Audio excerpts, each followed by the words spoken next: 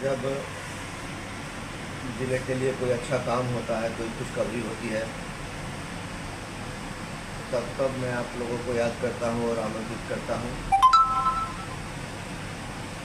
क्योंकि आपके माध्यम से ही वो खुशखबरी आम जनता तक पहुँचती है।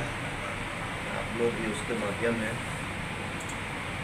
अभी हाल के 2-3 दिनों में केंद्र और राज्य दोनों ही सरकारों के माध्यम से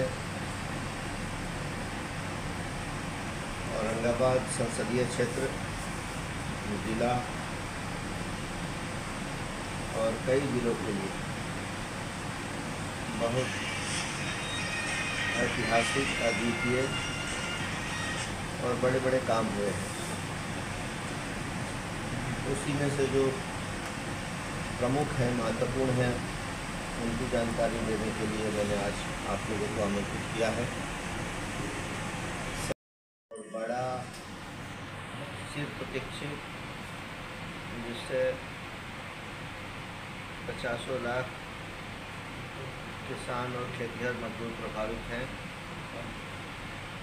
जिस योजना को शुरू हुए अब 50 वर्ष हो चुके हैं।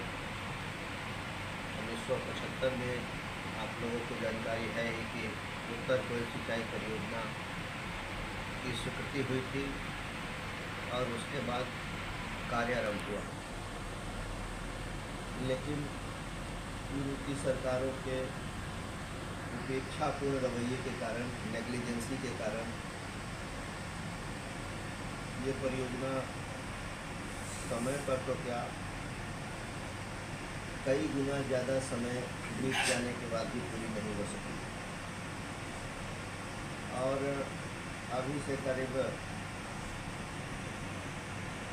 11 वर्ष पहले तक इस परियोजना को ठंडे बस्ते में ही नहीं डाल दिया गया था, बल्कि इसको दफना दिया गया था।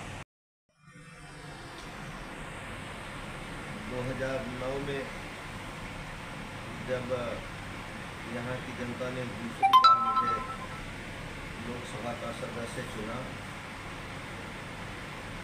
तो मैंने इसको जिंदा करने का प्रयास शुरू किया। क्योंकि उस समय केंद्र में कांग्रेस की सरकार थी और डॉक्टर मनमोहन सिंह जी प्रधानमंत्री थे। उस 5 साल के कार्यकाल में प्रयास तो बहुत किया, लेकिन कोई सफलता नहीं मिली।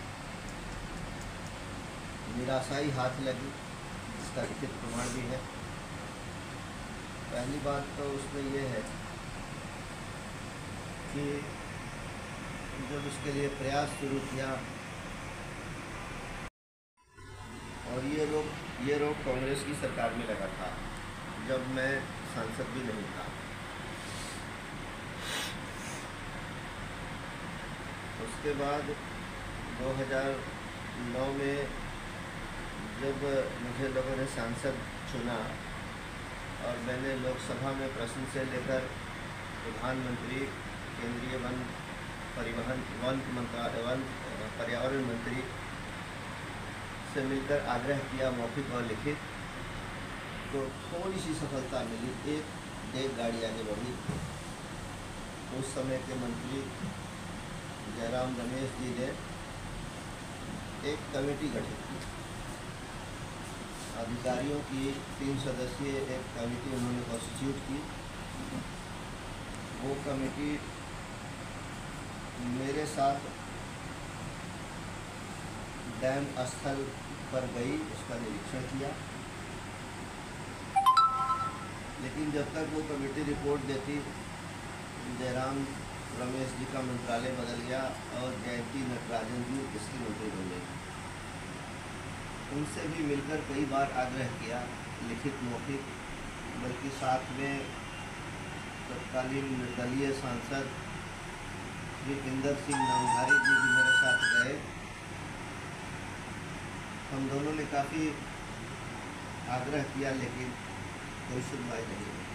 इसके लिए जब मैं तत्कालीन प्रधानमंत्री डॉक्टर मनमोहन सिंह जी से मिला समय लेकर, उनकी बातें भी काफ़ी निराशाजनक थी, जिनको दोहराने की आवश्यकता नहीं है। और 2013 में उनका एक पत्र आया उनके हस्ताक्षर से कि इसमें संवैधानिक अड़चन है, कॉन्स्टिट्यूशनल बाइंडिंग है, इसलिए इस परियोजना को पूरा नहीं किया जा सकता। निराशा तो हुई, लेकिन मैंने अपना प्रयास नहीं छोड़ा, प्रयास जारी रहा। फिर से 2014 में चुनाव जीतने के बाद देश में सरकार भी बदल गई। हम लोगों के नेता आदरणीय नरेंद्र मोदी जी देश के प्रधानमंत्री बने और उनसे पहले तो व्यक्तिगत रूप से जाकर मैंने इस परियोजना के विषय में विस्तार में उन्हें बताया। आश्चर्य हुआ कि इतने दिनों से किसान हित की, लोक हित की, जनहित की इतनी अच्छी और बड़ी परियोजना लंबित है। आश्चर्य भी हुआ उन्हें और दुख भी हुआ। उसके बाद से उन्होंने इस परियोजना को पूरा करने के लिए बहुत ही गंभीरता से संज्ञान लिया। तत्पश्चात कार्रवाई तेज हुई और इसके बाद मैंने अपने मित्र सांसदों की, जिनका इलाका भी कम या ज़्यादा इस सिंचाई परियोजना से प्रभावित होता है, दोनों ही राज्यों के माननीय सांसदों की एक टोली बनाई। उस टोली में मेरे साथ जहां डैम है उस क्षेत्र के सांसद यानी चतरा लोकसभा क्षेत्र के तत्कालीन सांसद सुनील कुमार सिंह, जहां बराज है और जिनके क्षेत्र में करीब 50,000 बीघा जमीन की सिंचाई होनी है, पलामू के तत्कालीन सांसद और वर्तमान भी श्री वीडी राम जी, गया के तत्कालीन सांसद श्री हरिराम जी और जहानाबाद के तत्कालीन सांसद डॉक्टर अरुण बाबू और मैं, ये 5 सांसदों की एक टोली बनी। समय लेकर हम लोग प्रधानमंत्री जी से मिलते थे, इसकी प्रगति बताते थे और उनके आदेश निर्देश से इसमें कार्रवाई होती थी। उसी कार्रवाई के दौरान प्रधानमंत्री कार्यालय में उनके प्रधान सचिव श्री नितिन मिश्रा जी की अध्यक्षता में हम लोगों की उपस्थिति में केंद्र सरकार के संबंधित सभी मंत्रालयों के अधिकारी, जिसमें जल संसाधन, वन पर्यावरण, केंद्रीय जल आयोग, तो वन संरक्षण प्राधिकार के अधिकारी, तो वन्य जीव संरक्षण प्राधिकार के अधिकारी, वाइल्ड लाइफ कंजर्वेशन अथॉरिटी के सारे और झारखंड एवं बिहार के भी संबंधित विभागों के सारे अधिकारी उसमें आते थे, चर्चा होती थी। अंततः जो प्रतिबद्ध था, एक बड़ा और जनहित में बहुत ही अच्छा ऐतिहासिक निर्णय भारत सरकार ने लिया और इस प्रतिबंध को हटाया। एक आइटम ऐसा था जो अनुमान के अनुसार राशि बढ़ने का प्रश्न नहीं था, बल्कि वो एक अद्वितीय काम था, वो एक अनोखा था, वो ऐतिहासिक था और वो लीक से हटकर था। सबसे महत्वपूर्ण जिस बात की चर्चा मैं कर रहा हूँ वो ये है कि देश में शायद ऐसा दूसरा कोई उदाहरण नहीं होगा जो निर्णय, ऐतिहासिक निर्णय आदरणीय नरेंद्र मोदी जी ने लिया कि 50 लाख से भी ज़्यादा किसानों के हित में एक ही ज़मीन का दूसरी बार मुआवजा देने का निर्णय लिया और ये किसानों के हित में हुआ। ना तो ऐसी परंपरा थी, न ऐसा नियम है। 50 लाख से भी ज़्यादा, 1 करोड़ के नीचे किसान इस परियोजना से प्रभावित होते हैं। इसलिए भारत सरकार ने, आदरणीय नरेंद्र मोदी जी ने लीक से हटकर ऐसा अनोखा ऐतिहासिक निर्णय लिया। दूसरी बार 2456 करोड़ रुपए की स्वीकृति हुई, यदि दोनों मिलाकर 4078 करोड़ रुपए भारत सरकार ने इस परियोजना को पूरा करने के लिए देने का निर्णय लिया। अभी हाल की प्रगति ये है, हाल का डेवलपमेंट ये है, जिसे बताने के लिए मैंने आप लोगों को आमंत्रित किया है कि डैम स्थल पर 7 गांव हैं जो डूब क्षेत्र में आते हैं। जब डैम में पानी जमा होगा तो ये गांव डूब जाएंगे। उन 7 गांवों के 780 किसान परिवारों को दूसरी बार मुआवजा देने का निर्णय भारत सरकार ने लिया और इसके लिए एक परिवार को 15 लाख रुपए एवं 1 एकड़ जमीन देने का निर्णय हुआ। उसी निर्णय के कार्यान्वयन के दिशा में भुगतान शुरू भी हो गया है। पहली किस्त 10 लाख रुपए और झारखंड राज्य के गढ़वा जिले के विश्रामपुर कस्बे में 1-1 एकड़ ज़मीन दिया जा रहा है। पहली किस्त 10 लाख रुपए की, और जब किसान उस 1 एकड़ ज़मीन पर काबिज हो जाएंगे, दूसरा किस्त 5 लाख रुपए का उनको मिल जाएगा। इस तरह से डैम स्थल खाली हो जाएगा।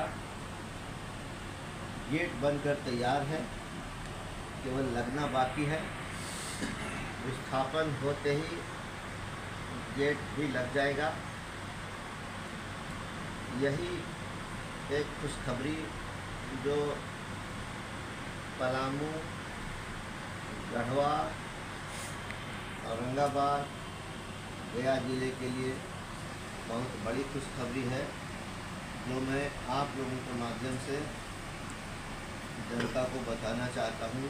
किसानों तक ये खुशखबरी पहुँचे, आप उसके माध्यम बनेंगे। इस परियोजना का श्रेय, आप लगातार उस पर काम कर रहे थे, लेकिन इस परियोजना का श्रेय औरंगाबाद के सांसद ले रहे थे। अभी जो नया डेवलपमेंट हुआ है वो उनको अभी तक जानकारी नहीं है, इसलिए वो प्रेस को नहीं बताए, या फिर वो झूठी श्रेय लेते हैं। देखिए, 2017 में केंद्रीय मंत्रिपरिषद ने इस परियोजना के अधूरे काम को पूरा करने के लिए 1622 करोड़ रुपए की स्वीकृति दी और परियोजना पूरा करने के लिए 30 महीने यानी 2.5 साल का समय निर्धारित किया। लेकिन चूँकि बाधाएं बहुत थी, बहुत सारी जटिलताएं थी, औपचारिकताएं थी, जिनके चलते 30 महीने के अंदर वो कार्य पूरा होना संभव नहीं हुआ। फिर से इसके लिए समय को बढ़ाया गया और इसके लिए पूरा करने के लिए प्राकृत राशि भी बढ़ गई। दोबारा इसका अनुमान लगाया गया, तो फिर से भारत सरकार ने 2456 करोड़ रुपए की स्वीकृति दी। अगर गलत श्रेय लेना भी है या इस तरह का कोई काम करना है जिसमें क्रेडिट लेने की इच्छा हो, तो उसके लिए भी बुद्धि होनी चाहिए। अगर कोई आप ऐसा झूठ बोलेंगे जो किसी को स्वीकार नहीं होगा। दुनिया जानती है इस परियोजना का इतिहास, सबको पता है कि कब शुरू हुआ, कब से कब तक ये रुका पड़ा था, और कब के बाद यानी 2014 के बाद इसमें सक्रियता आई, तेज़ी आई। तेज़ी क्यों आई, किसके प्रयास से आई, ये भी दोनों राज्यों के 4-5 जिलों के लगभग सारे किसान और जनता जानती है। तो इस तरह से कोई अगर श्रेय लेने का प्रयास करेगा, श्रेय तो नहीं मिलेगा लेकिन मजाक जरूर बन जाएगा। एक उदाहरण देकर आप लोगों को बताऊं कि मैं कहूं कि पोखरण में परमाणु बम बनाने के लिए जो परीक्षण हुआ था वो मैंने ही करवाया था, तो मेरा मजाक बनेगा कि नहीं बनेगा। तो इस तरह से